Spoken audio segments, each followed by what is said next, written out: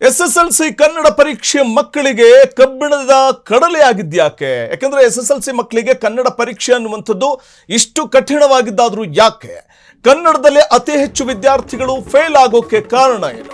ಈ ಬಾರಿಯ ಫಲಿತಾಂಶದಲ್ಲಿ ಕನ್ನಡದಲ್ಲಿ ಅತಿ ಹೆಚ್ಚು ವಿದ್ಯಾರ್ಥಿಗಳು ಫೇಲ್ ಆಗಿದ್ದಾರೆ. ಅದಕ್ಕೆ ಕಾರಣ ಏನು?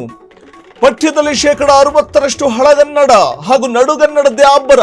ಹೊಸಗನ್ನಡಕ್ಕೆ ಸಿಕ್ಕಿದ್ದು ಕೇವಲ 20% 30% ಮಾತ್ರ ಅವಕಾಶ. ಮಕ್ಕಳು ಗಡಗಡ ನಡುಗುವಂತೆ ಮಾಡಿದ ಹಳೆಗನ್ನಡದ ಕಠಿಣ ಪಠ್ಯಗಳು. ಆಡುಭಾಷೆ ಮರೆತು ಹಳೆಯ ಸಾಹಿತ್ಯಕ್ಕೆ ಅತಿ ಹೆಚ್ಚು ಒತ್ತು ಕೊಟ್ಟಿದ್ದು. ಇನ್ನು 8 ಮತ್ತು 9ನೇ ತರಗತಿಯ ವ್ಯಾಕರಣವನ್ನು 10ನೇ ತರಗತಿಗೆ ತುರುಕಿದ್ದು. ಶಿಕ್ಷಕರಿಗೆ ಅರ್ಥವಾಗದಷ್ಟು ಕಠಿಣವಾಗಿದೆಯಂತೆ SSLC ಪಠ್ಯ. ಸ್ವತಃ ಬೋಧಕರಿಗೆ ಸವಾಲಾಗ್ತಾ ಇದೆ ಕೆಲವು ವಿಷಯಗಳ ಅರ್ಥೈಸುವಿಕೆ. ವಿದ್ಯಾರ್ಥಿಗಳಿಗೆ ಸಂಧಿ, ಸಮಾಸ, ಛಂದಸ್ಸು, ಅಲಂಕಾರಗಳ ಕಾಟ. ಈ ಸಂಕೀರ್ಣ ನಿಯಮಗಳನ್ನು ಕಲಿಯೋದೇ ದೊಡ್ಡ ತಲೆನೋವು. ಇನ್ನು ವ್ಯಾಕರಣ ಕಲಿಯೋ ಹರಸಾಹಸಕ್ಕೆ ಸಿಗುವ ಅಂಕಗಳು ತೀರಾ ಕಡಿಮೆ. ವ್ಯಾಕರಣ ಇರುವುದು ಬೆಟ್ಟದಷ್ಟು, ಆದ್ರೆ ಸಿಗೋದು ಕೇವಲ 19 ಅಂಕ. ವಿದ್ಯಾರ್ಥಿಗಳಿಗೆ ದೀರ್ಘವಾದ ಸಾಹಿತ್ಯಿಕ ಗದ್ಯಗಳ ಹೊರೆಯಾಗಿ ಪರಿಣಮಿಸ್ತಾ ಇರುವಂತದ್ದು. ಭಾಷಾ ವಿದ್ವತ್ತೆ ಹೆಸರಲ್ಲಿ ಮಕ್ಕಳ ಮೇಲೆ ಹೇರಲಾಗ್ತಾ ಇದೆಯೇ ಅತಿಯಾದ ಒತ್ತಡ? ಇಂಗ್ಲಿಷ್, ಹಿಂದಿಗಿಂತಲೂ ಕನ್ನಡವೇ ಕಠಿಣ ಅನ್ನುವಂಥ ಒಂದಷ್ಟು ವ್ಯಾಖ್ಯಾನಗಳು ಹೊರಬೀಳ್ತಾ ಇದೆ. ಅಂದ್ರೆ ಇಲ್ಲಿ ನಾವು ಗಮನಿಸ್ತಾ ಹೋಗಬಹುದು, ಪಠ್ಯದ ಕ್ಲಿಷ್ಟತೆಯಿಂದ ಮಕ್ಕಳಲ್ಲಿ ಅನುತ್ತೀರ್ಣ ಸಂಖ್ಯೆ ಹೆಚ್ಚಳವಾಗ್ತಾ ಇದೆ. 180 ಪುಟಗಳ ಬೃಹತ್ ಪುಸ್ತಕ ನೋಡಿಯೇ ಹುಟ್ಟುತ್ತಿದೆ ನಿರಾಸಕ್ತಿ. ಮತ್ತು ಪಠ್ಯ ಪುಸ್ತಕದ ಗಾತ್ರಕ್ಕೂ ವಿದ್ಯಾರ್ಥಿಗಳು ಬೆಚ್ಚಿ ಬೀಳ್ತಾ ಇದ್ದಾರೆ. 180 ಪುಟಗಳ ಬೃಹತ್ ಪುಸ್ತಕ ನೋಡಿ ಹುಟ್ಟುತ್ತಾ ಇದೆ ನಿರಾಸಕ್ತಿ. ಇದು ಒಂದು ರೀತಿಯಲ್ಲಿ ತೀವ್ರ ತರದಲ್ಲಿ ಮಕ್ಕಳಿಗೆ ಸಾಕಷ್ಟು ಸಮಸ್ಯೆಯನ್ನು ಉಂಟು ಮಾಡ್ತಾ ಇರುವಂಥದ್ದು. SSLC ಕನ್ನಡ ಪರೀಕ್ಷೆಯಲ್ಲಿ ಫೇಲ್ ಆಗ್ಲಿಕ್ಕೆ ಇದುವೇ ಕಾರಣ. ಅದು ಕನ್ನಡದಲ್ಲಿ ಅತಿ ಹೆಚ್ಚು ವಿದ್ಯಾರ್ಥಿಗಳು ಫೇಲ್ ಆಗ್ತಿದ್ದಾರೆ ಅಂತಂದ್ರೆ ಪಠ್ಯದಲ್ಲಿ 60% ಹಳೆಗನ್ನಡ ಮತ್ತು ನಡುಗನ್ನಡವನ್ನು ಬಳಸ್ತಾ ಇರೋದು. ಹೊಸಗನ್ನಡಕ್ಕೆ ಹೆಚ್ಚಿನ ಆದ್ಯತೆ ಸಿಗ್ತಾ ಇಲ್ಲ. ಆಡುಭಾಷೆ ಮರೆತು ಹಳೆಯ ಸಾಹಿತ್ಯಕ್ಕೆ ಅತಿ ಹೆಚ್ಚು ಒತ್ತು ಕೊಡ್ತಾ ಇದ್ದು. ಅದಷ್ಟೇ ಅಲ್ಲ, 8 ಮತ್ತು 9ನೇ ತರಗತಿಯ ವ್ಯಾಕರಣವನ್ನು ಕೂಡ 10ನೇ ತರಗತಿಗೆ ತುರುಕ್ತಾ ಇರುವುದು ಒಂದು ರೀತಿಯಲ್ಲಿ ಕಬ್ಬಿಣದ ಕಡಲೆಯಾಗಿ ಪರಿಣಮಿಸ್ತಾ ಇದೆ ವಿದ್ಯಾರ್ಥಿಗಳಿಗೆ. ಸೊ ಹೊಸಗನ್ನಡವನ್ನೇ ಅರ್ಥ ಮಾಡಿಕೊಳ್ಳೋದಕ್ಕೆ ಹೆಚ್ಚು ಹರಸಾಹಸ ಪಡುವಂಥ ಮಕ್ಕಳು ಇನ್ನು ಹಳೆಗನ್ನಡ, ನಡುಗನ್ನಡಕ್ಕೆ ಆದ್ಯತೆಯನ್ನು ಕೊಡ್ತಾ ಇರೋದ್ರಿಂದಾಗಿ ಅದನ್ನು ಅರ್ಥ ಮಾಡ್ಕೊಳ್ಳೋದಕ್ಕೂ ಕಷ್ಟ. ಮತ್ತು ಉಪನ್ಯಾಸಕರಿಗೂ ಹಳೆಗನ್ನಡ ಅಥವಾ ನಡುಗನ್ನಡ ಅರ್ಥ ಮಾಡ್ಕೊಳ್ಳೋದು ಮತ್ತಷ್ಟು ಕಷ್ಟವಾಗಿ ಪರಿಣಮಿಸ್ತಾ ಇರುವಂಥದ್ದು ಒಂದು ರೀತಿ ಹಿನ್ನಡೆ ಕಾರಣ ಆಗ್ತಾ ಇದೆ. ಈ ಬಾರಿ ಫಲಿತಾಂಶ ನಾವು ನೋಡಿದ್ವಿ. ಅಂದರೆ ಈ ಬಾರಿಯ ಫಲಿತಾಂಶದಲ್ಲಿ ಹೆಚ್ಚಿನ ಮಕ್ಕಳು ಕನ್ನಡದಲ್ಲೇ ಅನುತ್ತೀರ್ಣರಾಗಿದ್ರು. ಕನ್ನಡದಲ್ಲೇ ಅನುತ್ತೀರ್ಣರಾಗೋದಕ್ಕೆ ಫೇಲ್ ಆಗಲಿಕ್ಕೆ ಕಾರಣ ಏನು ಅಂತ ನೋಡ್ತಾ ಹೋದಾಗ ಅದಕ್ಕೆ ಕಾರಣವನ್ನ ಕಂಡು ಹಿಡ್ಕೊಂಡಿರುವಂಥದ್ದು ಶಿಕ್ಷಣ ಇಲಾಖೆ. ಪ್ರಮುಖವಾಗಿ ಹಳೆಗನ್ನಡ ಮತ್ತು ನಡುಗನ್ನಡವನ್ನು ಸೇರಿಸ್ತಾ ಇರುವಂಥದ್ದು ಪ್ರಮುಖವಾದಂತಹ ಒಂದಷ್ಟು ವಿಷಯಗಳು ನಿರಾಸಕ್ತಿಗೆ ಕಾರಣವಾಗ್ತಾ ಇದೆ ವಿದ್ಯಾರ್ಥಿಗಳಿಗೆ. ಇನ್ನು ಹಳೆಗನ್ನಡದ ಕಠಿಣ ಪಠ್ಯಗಳು ಕೂಡ ಬಹುದೊಡ್ಡ ರೀತಿಯಲ್ಲಿ ಸವಾಲಾಗ್ತಾ ಇದೆ. ಆಡುಭಾಷೆ ಮರೆತು ಹಳೆಯ ಸಾಹಿತ್ಯಕ್ಕೆ ಅತಿ ಹೆಚ್ಚು ಒತ್ತು ಕೊಡ್ತಾ ಇರುವುದು ಇದಕ್ಕೆ ಪ್ರಮುಖವಾದ ಕಾರಣ. ಮತ್ತಷ್ಟು ಮಾಹಿತಿಯನ್ನು ಪಡೆಯೋಣ ನಮ್ಮ ಪ್ರತಿನಿಧಿ ರೋಹನ್ ಅವರಿಂದ. ರೋಹನ್, ಈ ಬಾರಿ ಫಲಿತಾಂಶ ಗಮನಿಸಿದಂತೆ ಕನ್ನಡದಲ್ಲೇ ಅತಿ ಹೆಚ್ಚು ವಿದ್ಯಾರ್ಥಿಗಳು ಫೇಲ್ ಆಗಿದ್ದು ನಾವು ನೋಡಿದ್ವಿ.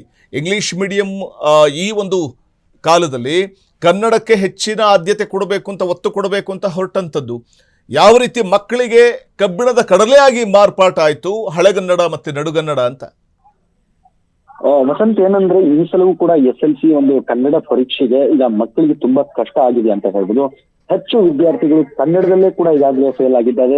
ನಿಜಕ್ಕೂ ಕೂಡ ಆತಂಕ ಅಂತ ಹೇಳ್ಬೋದು. ಪಠ್ಯ ಪುಸ್ತಕಗಳು ಕಠಿಣವಾಗಿದೆ ಅನ್ನೋ ಒಂದು ಮಾತು ಎಲ್ಲ ಕಡೆ ಕೂಡ ಕೇಳಿ ಬರ್ತಾ ಇದೆ. ಸರಳವಾಗಿ ಒಂದು ಕಲಿಯಬೇಕಾದ ವಿಷಯದಲ್ಲಿ ಈ ರೀತಿ ಗೊಂದಲ ಆಗಿದ್ದು ನಿಜಕ್ಕೂ ಕೂಡ ಒಂದು ಮಕ್ಕಳಿಗೆ ಕನ್ನಡದ ಮೇಲೆ ಆಸಕ್ತಿ ಕಡಿಮೆ ಆಗ್ತಾ ಇದೆ ಅಂತ ಹೇಳ್ಬೋದು. ಏನು ಪಠ್ಯ ಪುಸ್ತಕದಲ್ಲಿ ಕೂಡ ಹಳೆಯ ಕನ್ನಡಗಳ ಭಾಗಗಳು ಕೂಡ ಜಾಸ್ತಿ ಇರೋದ್ರಿಂದ ಈಗ ಹೊಸ ಕನ್ನಡಕ್ಕೂ ಕೂಡ ಈಗ ಅವಕಾಶ ಕಡಿಮೆ ಸಿಗ್ತಾ ಇದೆ. ಇದರಿಂದ ಕೂಡ ಈಗ ಮಕ್ಕಳಿಗೂ ಕೂಡ ಅರ್ಥ ಆಗೋದು ಕೂಡ ಸಾಕಷ್ಟು ಈಗ ಕಷ್ಟವಾಗ್ತಾ ಇದೆ. ತಾವು ಬಳಸುವಂತಹ ಭಾಷೆ ಒಂದು ಬೇರೆ ರೀತಿಯ ಒಂದು ಹಳೆಯ ಪಾಠಗಳಿಗೂ ಕೂಡ ಮಕ್ಕಳಿಗೆ ಭಾರ ಆಗ್ತಾ ಇದೆ. ಈ ಒಂದು ಫಲಿತಾಂಶಕ್ಕೇನೆ ಕಾರಣ ಅಂತಾನೆ ಹೇಳ್ಬೋದು. ಯಾಕಂತಂದ್ರೆ ಹಳೆಗನ್ನಡ ಪಾಠ ನೋಡಿದ್ರೆ ಮಕ್ಕಳಿಗೆ ಒಂದು ಭಯ ಆಗ್ತಾ ಇದೆ. ಪದಗಳು ಕೂಡ ಎಲ್ಲೂ ಕೂಡ ಅರ್ಥನೇ ಆಗ್ತಾ ಇಲ್ಲ ಅನ್ನುವಂತಹ ಪರಿಸ್ಥಿತಿಯೂ ಕೂಡ ನಿರ್ಮಾಣವಾಗಿದೆ. ಒಂದು ಪಾಠ ಕಲಿಯೋಕೆ ಹೆಚ್ಚು ಸಮಯ ಬೇಕಾಗುತ್ತೆ. ಯಾಕಂದ್ರೆ ಬೇರೆ ಬೇರೆ ವಿಷಯಗಳನ್ನ ಕಲಿಯೋಕೆ ಸಮಯ ಸಿಗ್ತಾ ಇಲ್ಲ. ಹಾಗಾಗಿ ಇದರಿಂದ ಒತ್ತಡವೂ ಕೂಡ ಈಗ ಹೆಚ್ಚಾಗ್ತದೆ. ಅದರ ಜೊತೆಗೂ ಕೂಡ ಮಕ್ಕಳಿಗೂ ಕೂಡ ಆತ್ಮವಿಶ್ವಾಸವೂ ಕೂಡ ಕಡಿಮೆ ಕಡಿಮೆ ಆಗೋ ಚಾನ್ಸಸ್ ಇರುತ್ತೆ. ಏನೋ ನಮ್ಮ ಆಡು ಭಾಷೆ ಮತ್ತು ಅದಕ್ಕೆ ಒತ್ತು ಕೊಡೋ ಒಂದು ಹಳೆಯ ಸಾಹಿತ್ಯಕ್ಕೆ ಹೆಚ್ಚು ಒಂದು ಮಹತ್ವ ಕೊಟ್ಟಿದೆ ಅಂತ ಹೇಳ್ಬೋದು. ಇದರಿಂದ ಕೂಡ ಮಕ್ಕಳಿಗೆ ಭಾಷೆಯನ್ನ ಈಗಾಗಲೇ ಇಷ್ಟವಾಗ್ತಾ ಇಲ್ಲ, ಸರಳವಾಗಿ ಕಲಿಸಬೇಕಾದಂಥದ್ದು ಈಗ ಕಷ್ಟಪಟ್ಟು ಕಲಿಸುವಂತಹ ರೀತಿ ಈಗಾಗಲೇ ನಿರ್ಮಾಣವಾಗಿದೆ. ಭಾಷೆ ಕಲಿಯೋಕೆ ಸುಲಭವಾಗಿ ಕೂಡ ಇರಬೇಕು. ಆದ್ರೆ 9ನೇ ತರಗತಿ ಮತ್ತು 8ನೇ ತರಗತಿ ವ್ಯಾಕರಣಗಳನ್ನು ನೋಡಿದಾಗ, 10ನೇ ಕ್ಲಾಸ್ಗಳಲ್ಲಿ ನೋಡಿದಾಗ ಮಕ್ಕಳಿಗೆ ಕೂಡ ಈಗ ಕಲಿಯೋಕೆ ತುಂಬಾ ಕಷ್ಟ ಆಗ್ತದೆ ಅಂತ ಹೇಳ್ಬೋದು. ಒಟ್ಟಿಗೆ ಈಗ ಕೆಲವೊಂದಿಷ್ಟು ವಿಷಯಗಳನ್ನ ಕಲಿಬೇಕಾದಂತಹ ಪರಿಸ್ಥಿತಿ ಬಂದ್ರೂ ಕೂಡ ಅಲ್ಲಿ ಅರ್ಥ ಮಾಡ್ಕೊಳಕ್ ಆಗಲ್ಲ ಅನ್ನುವಂತಹ ಪರಿಸ್ಥಿತಿ ಕೂಡ ಜಾಸ್ತಿ ಇದೆ. ಇದು ಶಿಕ್ಷಕರಿಗೂ ಕೂಡ ಇದು ದೊಡ್ಡ ಒಂದು ಸವಾಲ್ ಅಂತಾನೆ ಹೇಳ್ಬೋದು. ಇನ್ನು ಕೆಲವು ಪಾಠಗಳನ್ನ ಶಿಕ್ಷಕರಿಗೆ ಕಷ್ಟವಾಗ್ತಾ ಅನ್ನೋ ಕೂಡ ಮಾತು ಕೂಡ ಕೇಳಿ ಬರ್ತಾ ಇದೆ. ಅಂದ್ರೆ ಶಿಕ್ಷಕರಿಗೆ ಪಾಠ ಹೇಳ್ಕೊಡೋದು ಕೂಡ ಕೆಲವು ಕಷ್ಟವಾಗ್ತಾ ಇದೆ ಅಂತ ಕೆಲವೊಂದಿಷ್ಟು ಮಾತುಗಳು ಕೇಳಿ ಬರ್ತವೆ. ಸರಳವಾಗಿ ಕೂಡ ನಾವು ಗಮನಿಸೋದಾದ್ರೆ ಮಕ್ಕಳಿಗೆ ಈಗ ಸ್ಪಷ್ಟವಾಗಿ ಅರ್ಥವಾಗಬೇಕು. ಅವರು ಓದುವಂತಹ ತರಗತಿಗಳಲ್ಲಿ ಕೂಡ ಉಂಟಾಗ್ತಾ ಇರುವಂತಹ ಓದಿನ ಗುಣಮಟ್ಟನೂ ಕೂಡ ಅಂದ್ರೆ ಇದು ಕ್ವಾಲಿಟಿ ಆಫ್ ಎಜುಕೇಶನ್ ಇರುತ್ತಲ್ಲ, ಅದಕ್ಕೆ ದೊಡ್ಡ ಸಮಸ್ಯೆ ಆಗುತ್ತೆ. ಅಂತಂದ್ರೆ ಸಂಧಿಗಳಾಗಿರ್ಬೋದು, ಇದನ್ನೆಲ್ಲ ಗಮನಿಸಿದಾಗ ಕೆಲವೊಂದಿಷ್ಟು ನಿಯಮಗಳನ್ನ ಕಲಿಯೋಕೆ ಒಂದು ದೊಡ್ಡ ತಲೆನೋವಾಗಿದೆ ಅಂತ ಹೇಳ್ಬೋದು. ಅಂಕಗಳು ಕೂಡ ಈಗ ಕಡಿಮೆ ತೆಗೆದುಕೊಳ್ತಾ ಇದ್ದಾರೆ ಮಕ್ಕಳುಗಳು. ವ್ಯಾಕರಣ ಕೂಡ ಜಾಸ್ತಿ ಇದ್ರೂ ಕೂಡ ಮಾರ್ಕ್ಸ್ ಕಡಿಮೆ ಬರ್ತೋದ್ರಿಂದ ನಿಜಕ್ಕೂ ಕೂಡ ಅವರಿಗೆ ಒಂದು ಉತ್ಸಾಹ ಕಡಿಮೆ ಆಗ್ತಾ ಇದೆ. ಕನ್ನಡದಿಂದ ಈಗ ಒಂದು ದೂರವಾಗುವ ಒಂದು ಸ್ಥಿತಿ ಕೂಡ ಬಂದಿದೆ ಅಂತಾನೆ ಹೇಳ್ಬೋದು. ಒಟ್ಟು 180 ಪುಟಗಳ ಒಂದು ಪುಸ್ತಕ ನೋಡಿದ್ರೆ ಮಕ್ಕಳಿಗೆ ಕೂಡ ಬೇಸರ ಆಗ್ತಾ ಇದೆ ಅಂತಾನೆ ಹೇಳ್ಬೋದು. ಒಟ್ಟಾರೆ ವಸಂತ್, ಈ ಕನ್ನಡ ವಿಷಯ ಪಠ್ಯಕ್ರಮದಲ್ಲಿ ಈಗ ಸರಳಗೊಳಿಸ್ಬೇಕು, ಮಕ್ಕಳಿಗೂ ಕೂಡ ಅರ್ಥವಾಗಬೇಕು. ಒಂದ್ ವೇಳೆ ಇದೇ ರೀತಿಯಾಗಿ ಮುಂದುವರೆದ್ರೆ ಮುಂದಿನ ದಿನಗಳಲ್ಲಿ ಮಕ್ಕಳಿಗೆ ಓದೋದು ಇನ್ನೂ ಕಷ್ಟಕರವಾಗಲಿದೆ ಅಂತಾನೆ ಹೇಳ್ಬೋದು ವಸಂತ್. ಓಕೆ, ಧನ್ಯವಾದ ತಮ್ಮೆಲ್ಲ ಮಾಹಿತಿಗಾಗಿ ರೋಹನ್.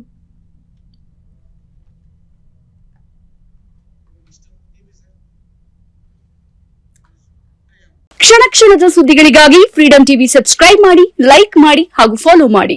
ಹೊಸ ಸುದ್ದಿಗಳ ನೋಟಿಫಿಕೇಶನ್ಗಾಗಿ ಬೆಲ್ ಐಕಾನ್ ಮೇಲೆ ಕ್ಲಿಕ್ ಮಾಡಿ.